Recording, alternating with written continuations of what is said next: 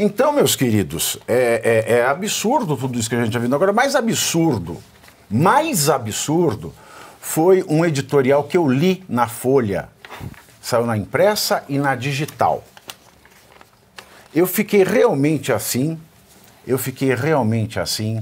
embasbacado com esse editorial da Folha.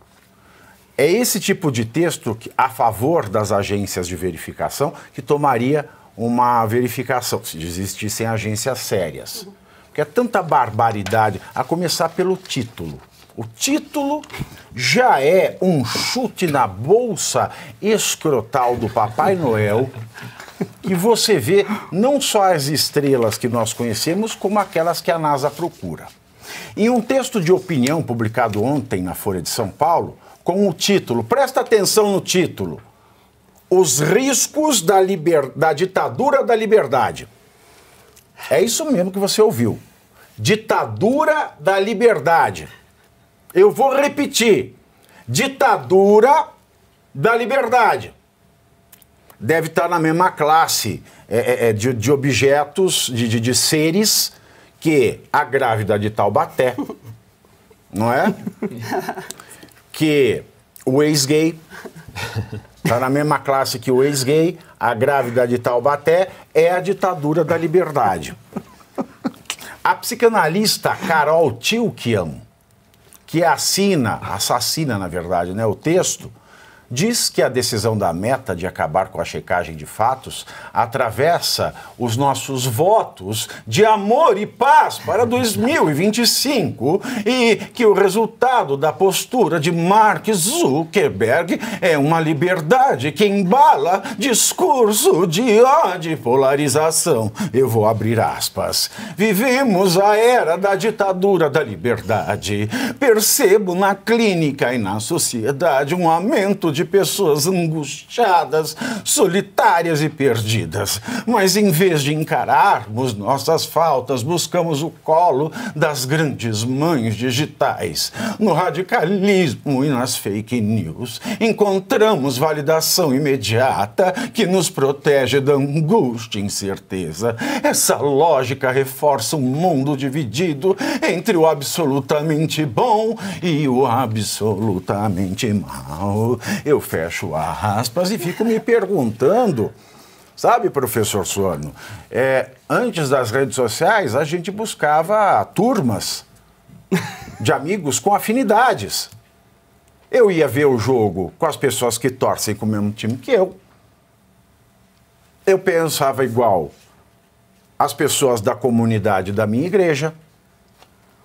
Eu não ia procurar amigo que não me agradasse. O mundo é assim desde que o mundo é mundo. Agora, se ela... espalha desinformação. Ué, tem que dar escola em primeiro lugar. Um país com 80% ou quase isso de analfabetos e analfabetos funcionais, não adianta ter checagem. E aí, olha que texto maravilhoso. Ainda ela cita a professora, ela fala, os ideais de faça amor, não faça guerra, dos anos 60 parecem utópicos. Aí eu pergunto para ela, e o ideal do é proibido proibir? Ela tem que escolher, Pavinato, eu tenho muito respeito pela filosofia da psicanálise, eu tenho muito respeito pela construção teórica da psicanálise, mas você que sempre cita o Karl Popper, você disse que o Karl Popper diz que a psicanálise jamais será uma ciência, porque ela é capaz, se o indivíduo estiver num determinado local e uma pessoa estiver se afogando, alguém pular e quase morrer para salvar aquele que está se afogando, a psicanálise explica. Se o indivíduo não pular para salvar o outro, ela também explica. E se ele ficar indeciso no meio do caminho, ela também explica. Significa o quê? Como ela explica tudo, ela não tem capacidade de fazer previsão, por isso ela não tem comportamento científico. Que era a tese do Karl Popper, que é um dos filósofos da ciência, dentre vários outros, com várias teses distintas. Por que eu estou dizendo isso? Quando você olha o discurso dela, é um discurso totalmente contraditório. Quando você falou falta de escola, inclusive para ela. Ela deveria estudar um pouco mais psicanálise, mesmo que ela seja psicanalista. Porque, e tem mais um dado, aquele tipo de discurso psicanalítico, fazendo uma interpretação da política, ao invés de estar interpretando o comportamento de determinados indivíduos, porque isso tem que ser aplicado individualmente para ter efeito adequado na psicanálise, ela simplesmente coloca um discurso aberto que qualquer coisa que você fale, ela está vendo, olha, ele foi afetado, é uma defesa do ego, a medicina chama isso de diagnóstico selvagem. Mas o detalhe é que você vê um texto que foi criado e ela usa vários filósofos, apresenta uma frase ou uma palavra dele, está vendo? Respalda o meu texto. Não, é uma frase, uma citação, uma frase, uma citação. Uma frase, uma citação. Ou seja, para ilustrar como ela tem um cabedal de conhecimento filosófico, que eu não sei se tem, porque citar é muito fácil. Você vai lá do Google, coloca o nome, coloca a frase, você cita o cara, faz de conta que você leu. Tá? Mas não é bem o caso para não ficar batendo nela, porque não tem necessidade. É apenas o simples fato de vir alguém com um discurso supostamente sábio ou científico sobre um comportamento, fazendo uma análise subjetiva da personalidade coletiva, para dizer que as redes sociais elas têm que ter um moderador. A senhora está brincando comigo? A senhora está brincando do quê? Do princípio do prazer e princípio da realidade. A senhora está dizendo que é melhor o princípio da realidade. O princípio da realidade é, conforme disse o José de Abreu, é aquele senhor ao quem ele se referiu achando que está falando bem. O princípio da realidade é ter alguém para estar dizendo o que eu devo ou não devo falar. Ou o princípio da realidade é algo que vem de mim à medida que eu vivo e vou atuando no dia a dia, experimentando e aprendendo a diminuir a minha busca pelo prazer de acordo com aquilo que a realidade me impõe e que eu posso superá-la se eu tiver liberdade. Porque muitas vezes foi exatamente o fato de um indivíduo enfrentar a realidade que ele produziu a evolução histórica. O princípio da liberdade que ela está colocando aqui é um princípio da liberdade que gera ditadura, porque todo mundo tem que ficar de boca calada, que tem que aparecer alguém pago por outro para dizer, calha a boca. Isso não é o pai, isso não é a mãe. A senhora está confundida, por isso que a senhora tem que ler melhor Freud. E eu vou dizer uma coisa para a senhora, isso aqui é o tipo de texto, que é um texto formulado por alguém que cita Freud. Eu vou lhe dizer, Freud era conservador. Freud não era esculhambação. Talvez o William Reich fosse a esculhambação, mas Freud era um conservador. Mas ela foi citando um monte de psicanalistas e foi citando, como se ela tivesse, cada psicanalista que ela citava, eu olhava cada frase que ela citava e dizia, mas peraí, por que ela está citando isso aqui e não ali?